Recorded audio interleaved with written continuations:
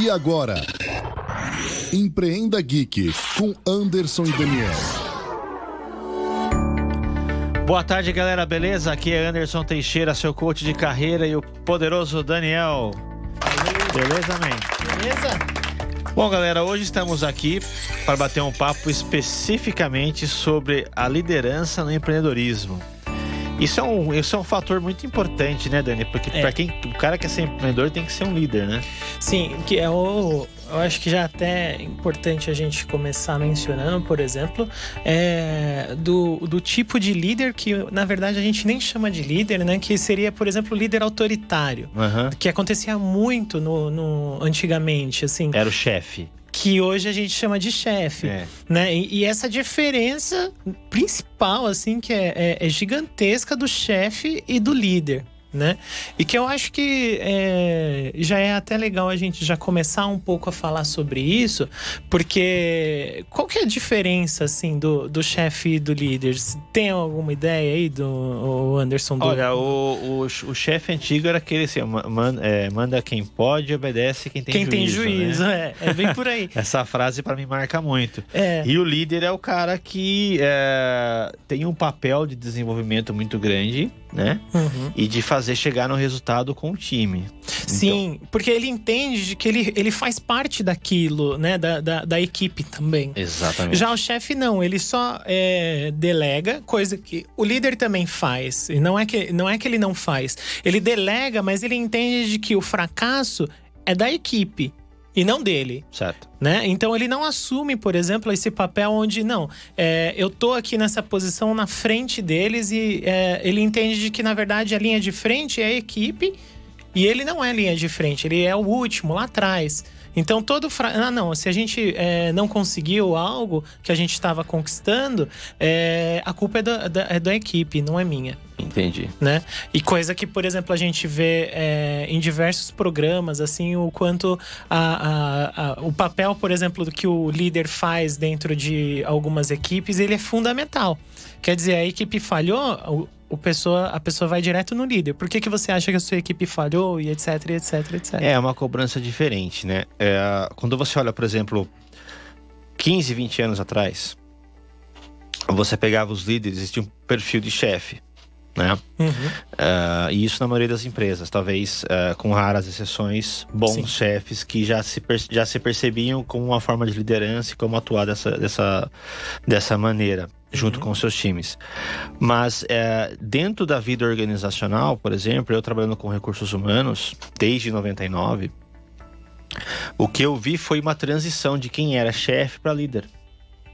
Sim, olha que porque louco. É possível você aprender também a ser líder, né? Então, assim, em alguns momentos, conforme a gente foi também tendo muita acessibilidade a conhecimento e a questões que envolviam desenvolver liderança, com treinamentos, palestras, consultorias, etc.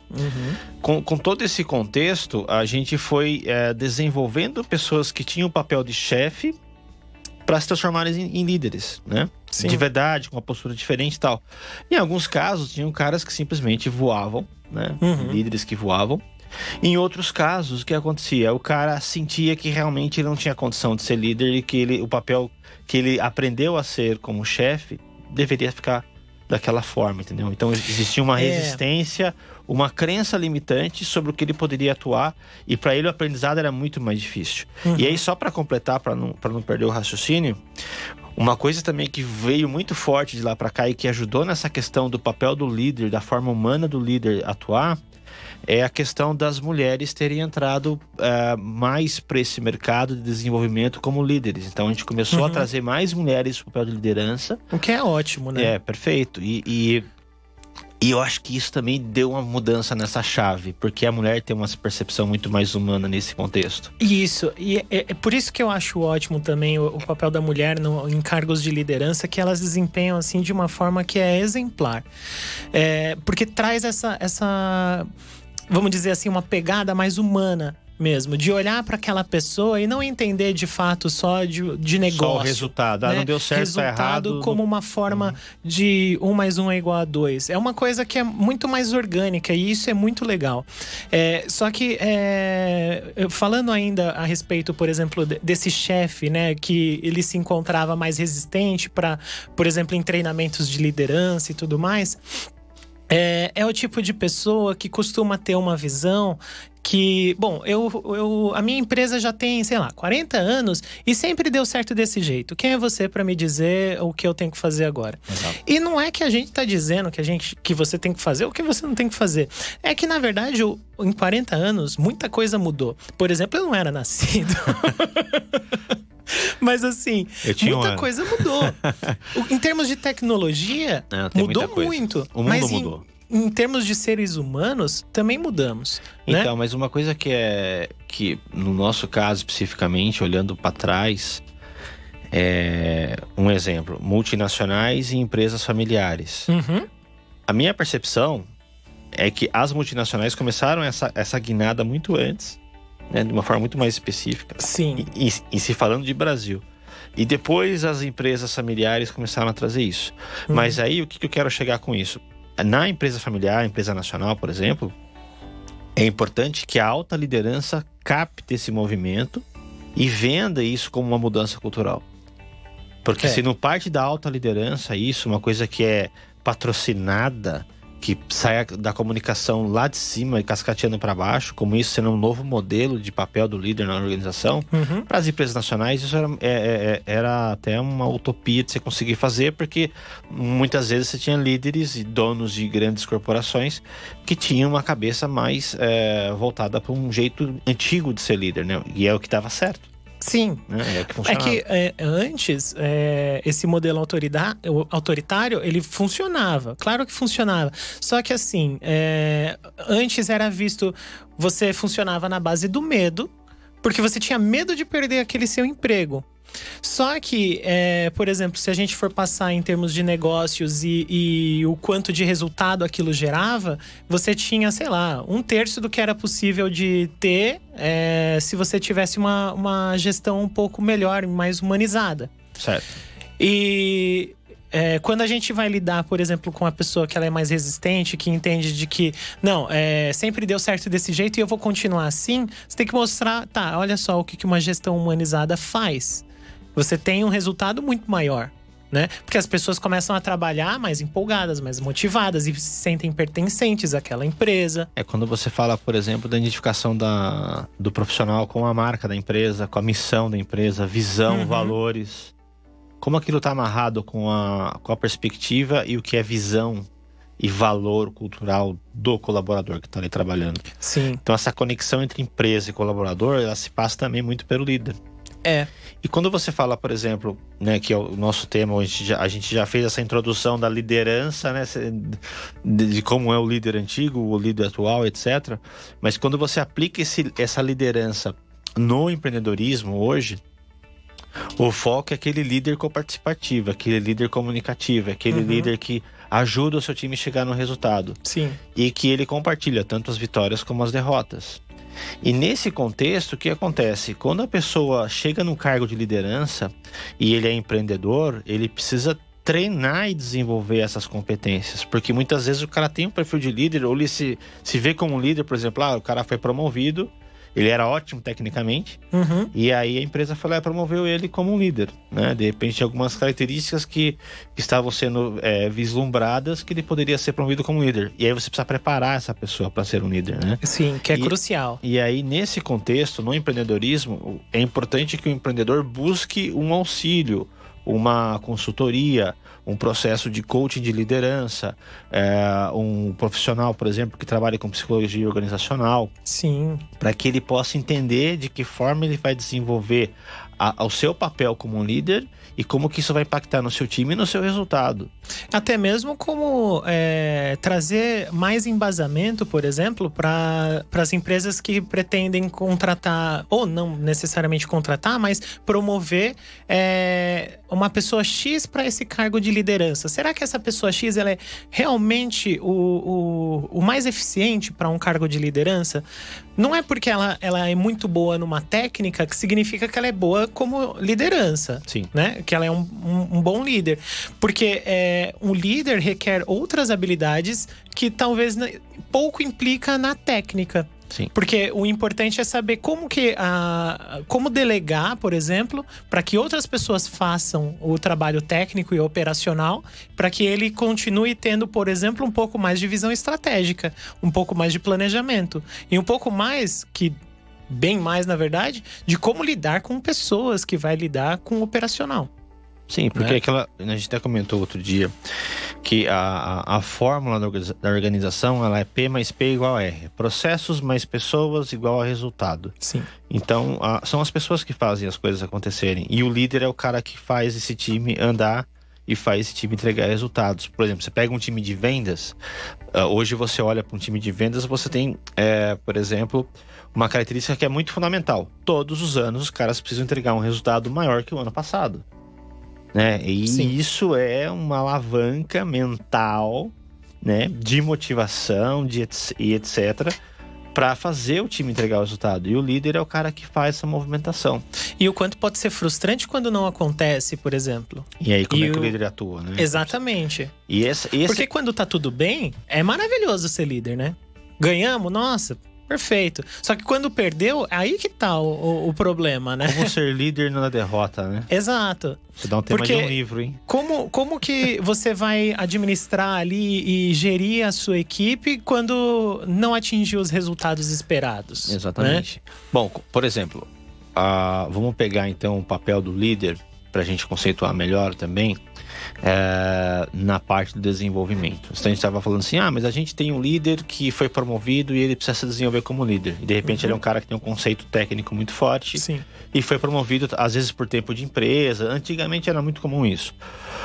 Existem modelos que você pode trabalhar isso, por exemplo, em termos de recursos humanos, desenvolvimento organizacional, por exemplo, com ferramentas que vão identificar potenciais líderes para que você possa já ir desenvolvendo esse cara com trabalhos e projetos focais, para que ele possa desenvolver essa competência de líder e quando ele for promovido, ele seja preparado para aquilo.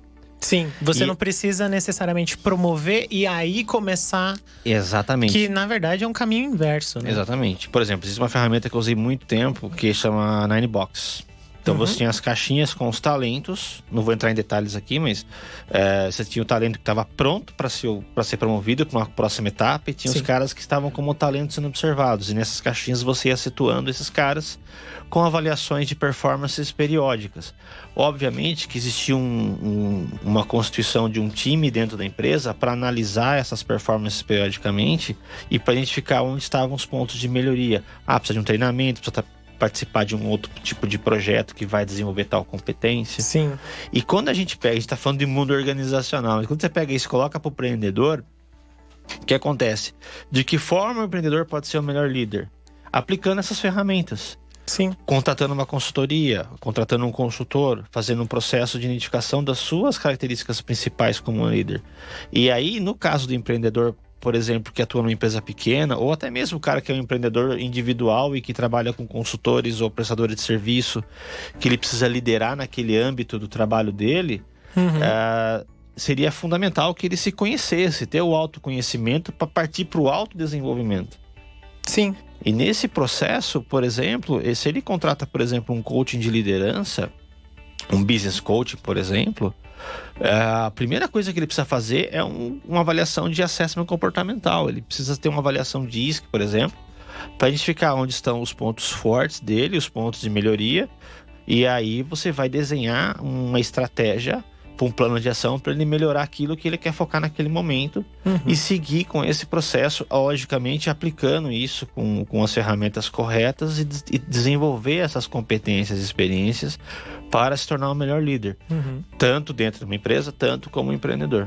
Isso é É ótimo, porque assim, hoje em dia a gente vê muitas empresas cada vez mais ficando abertas para esse tipo de consultoria ou para coaches, porque percebe que o resultado vem sendo muito bom, né? Porque assim, também tem alguns pontos que às vezes é fundamental para a gente falar, que tem a ver com a questão do resultado, né? Falar, olha, por que com o seu trabalho, como que eu vou saber que é o seu trabalho que está fazendo eu ganhar X% a mais de lucro, por exemplo?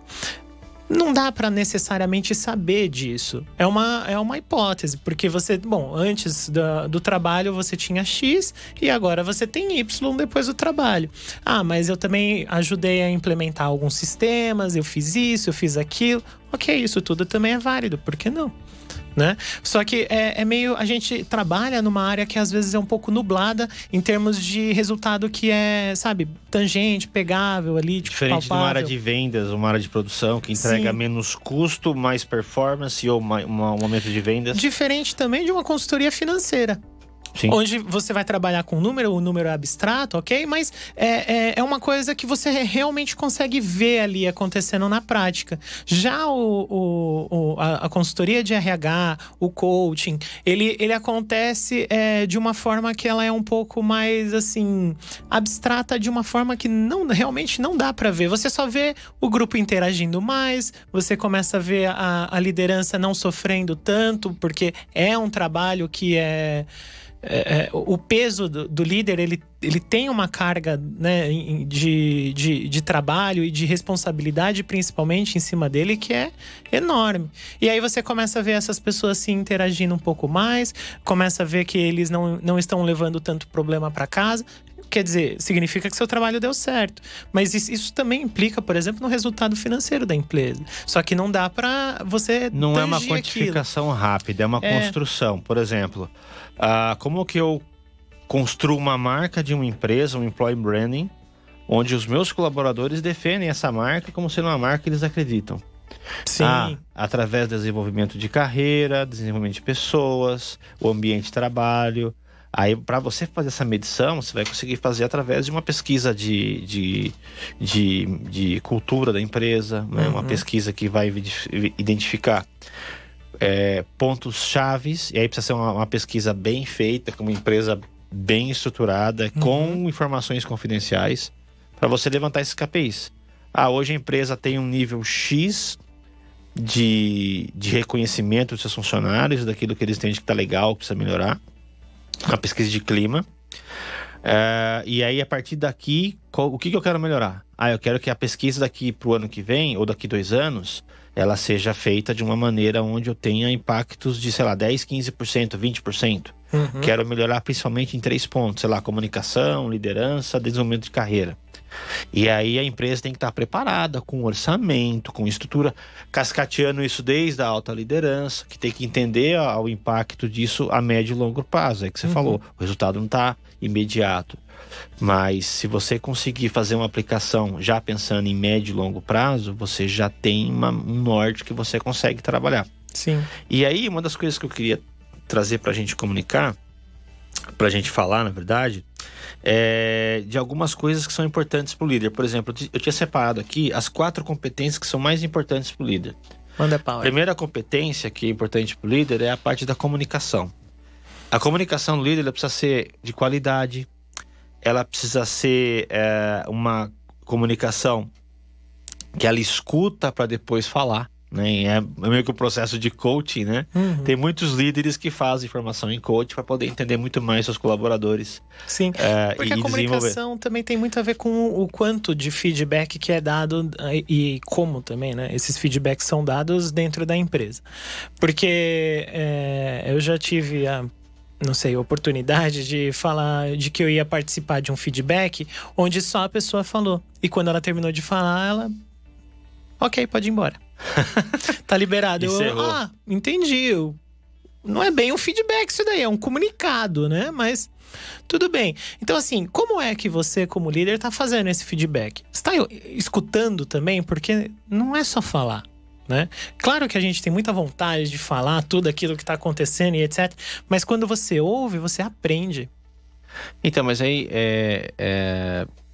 a forma como isso é feito precisa ter uma estrutura.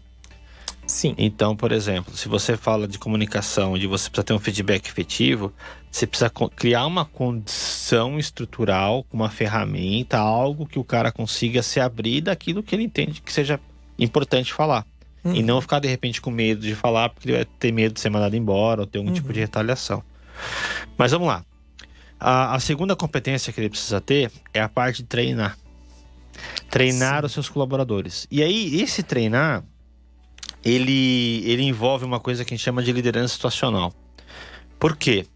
Porque o líder ele precisa entender como ele pode desenvolver cada equipe, cada membro da sua equipe. Então, digamos que ele vai fazer um treinamento, mas se ele aplicar esse treinamento para todo mundo de uma maneira igual, uma maneira padrão, a gente está falando sobre educação, empreendedorismo, um assunto que a gente vai trazer futuramente aqui, mas ele precisa situar, olha, eu tenho um cara que é mais júnior, um cara que é mais sênior, o cara tá muito top, esse cara aqui não precisa nem treinar muito ele, que ele já anda sozinho.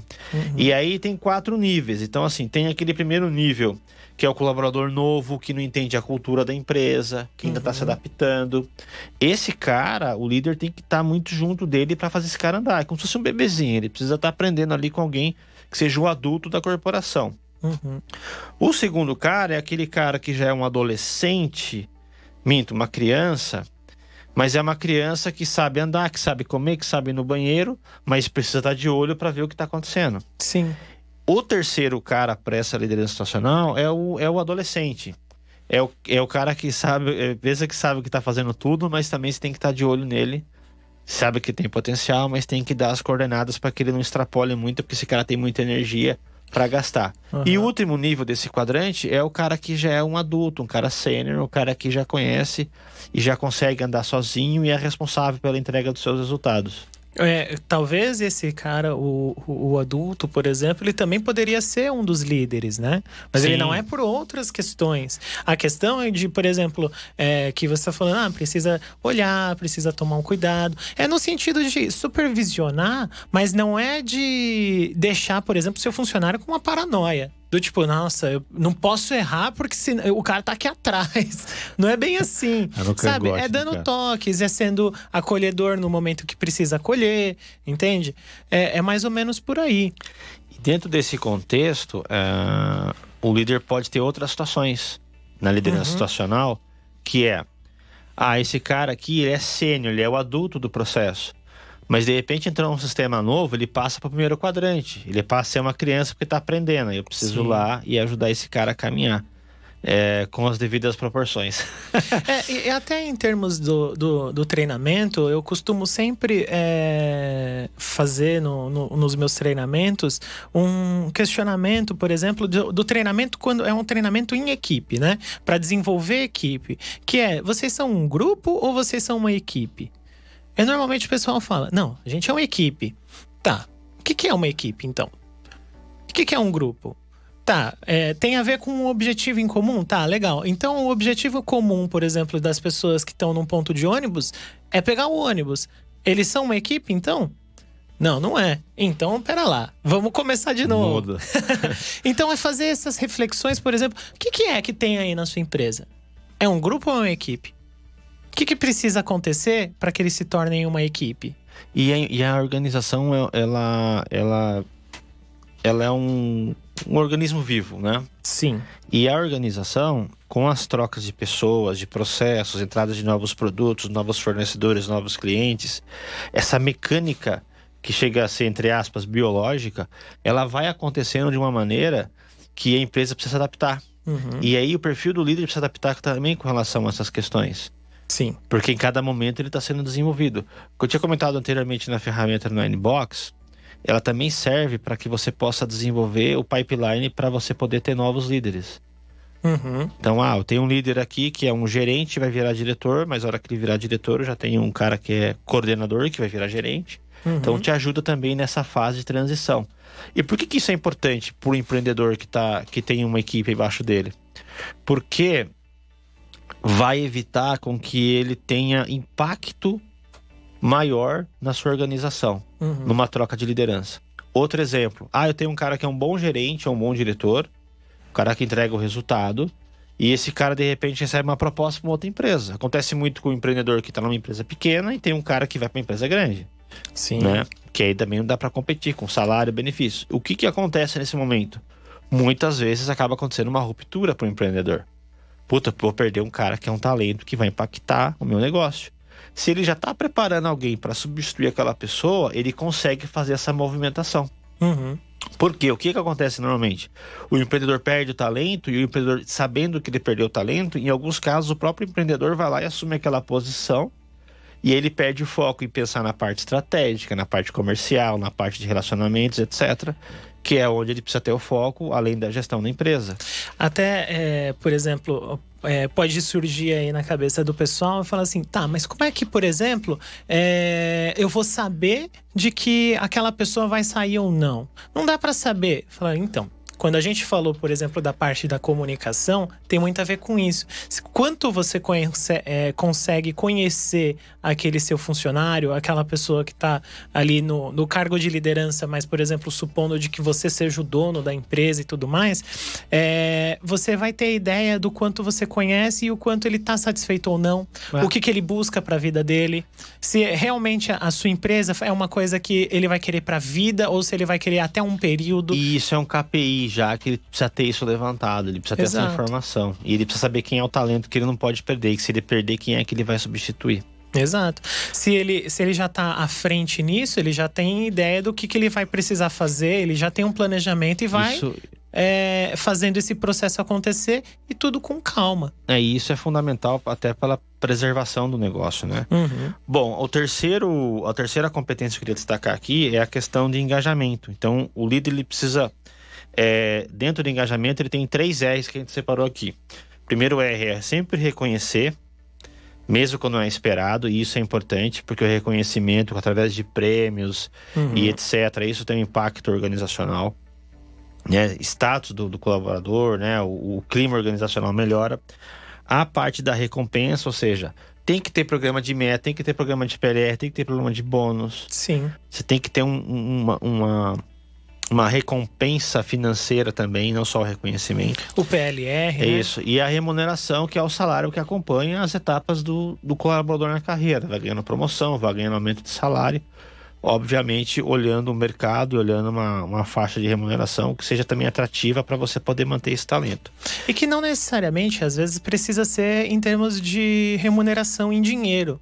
Muitas pessoas, às vezes, falam assim, mas poxa, com essa crise que tá, eu não consigo, a minha empresa tá meio assim, tá meio assado, eu não consigo fazer essa participação dos lucros, por exemplo. Gente, não precisa ser necessariamente com dinheiro. Você precisa entender o que é que motiva a sua empresa. Você como líder. De repente você pode ter outras questões, né? Viagens, festas, fazer sorteios. Tem outros mecanismos que você consegue até que você tenha uma estrutura para poder remunerar com um PLR, por exemplo, ou um bônus. E a última competência que a gente separou aqui para a gente poder finalizar, que nosso tempo está acabando já. Sim. É o saber delegar. Então, o líder ele precisa saber delegar, o empreendedor precisa saber delegar o seu time. Por quê? Ele precisa ter uma forma de comunicação que seja efetiva. Então, ele precisa ter uma forma de comunicação que tenha especificidade na comunicação. Ele precisa saber que tem prazo. Ele precisa entender que precisa ter indicadores de sucesso. Então, por exemplo, eu falo para você, Dani, eu quero que você vá lá fora e pegue um copo d'água para mim. Você vai lá e pega um copo d'água, beleza, obrigado. Ah, não, mas espera aí, eu queria um copo de água gelado com limão e mais, sei lá... 2 pedras de gelo. Ah, mas eu não fui específico. Então, sim, eu tô errando na minha comunicação. Isso é só um exemplo claro de como você deve ser específico no processo de comunicação. Sim. E quando a gente fala de prazo, olha, eu quero que você... Aí você foi lá buscar o copo d'água, só que você demorou 1 hora para vir. Eu poderia falar, não, Dani, eu quero... Você consegue trazer agora para mim? Eu tô falando de prazo, né? Então, eu tô sendo muito mais específico. E a outra questão são os indicadores de sucesso. Como é que você vai saber o indicador de sucesso? Né? Então, precisa ter mais especificidade de informação. Olha, eu quero que você pegue um copo d'água para mim, por favor. Com 2 pedras de gelo, vem com um limãozinho. Pode trazer em no máximo 15 minutos. Ok? Quer num copo de vidro, num copo de plástico? Exatamente. E se possível, água Minalba. Aí eu vou ter um indicador do sucesso exato. Então ele precisa ter esses 4, que é a comunicação, o treinamento, que tem a liderança situacional dentro dele, que a gente comunicou aqui, que a gente falou agora aqui. A parte do engajamento, super importante. Motivação. E a parte de saber delegar. E eu acho bem importante a gente comentar de que às vezes fica muito com a impressão de que o líder, ele é líder só na empresa. O que é uma coisa meio equivocada, porque... Todo mundo lidera em algum momento. Em algum momento, né? Isso é até um pensamento do próprio Mário Sérgio Cortella. E que, se você parar para pensar, esses 4 pontos que a gente comentou, é possível você fazer, por exemplo, com uma criança, com um filho seu. O quanto você se comunica e pede feedbacks, por exemplo, do seu filho. O feedback no sentido de como foi a sua escola, me fala do seu dia e etc, etc. Né? O quanto você treina ele para a vida no dia a dia. Ou você simplesmente tira as oportunidades dele e você faz. E o que acontece com essa criança, por exemplo. Né? O quanto você motiva o seu filho naqueles dias que ele está frustrado, que ele está triste. Né? E o quanto você sabe, por exemplo, delegar as coisas para que ele faça da melhor forma possível.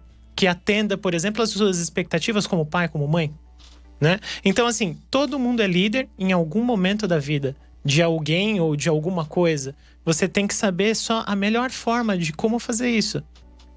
Bacana, bacana. Bom, cara, já acabou o nosso tempo. Galera, obrigado aí pelo pessoal que acompanhou a gente. Valeu, gente. Semana que vem tem mais. Vamos para nossa colinha final aqui. Então, acesse nossas redes sociais, o www.radiogeek.com.br. Redes sociais também no Insta, Face, Twitter, no @RadioGeekBR. Entre em contato também pela hashtag Geek ao Vivo, que é importante. O nosso canal no YouTube é o @Rádio Geek Brasil. Lembrem-se de assinar o canal, compartilhar, deixe seu like, deixe seus comentários e cliquem no sininho para receber as notificações, tá? E para finalizar, o nosso WhatsApp da Rádio Geek, que é o 973136617. Muito grato. Fui. Valeu, man. Obrigado, cara. Até mais. Tchau, tchau, gente.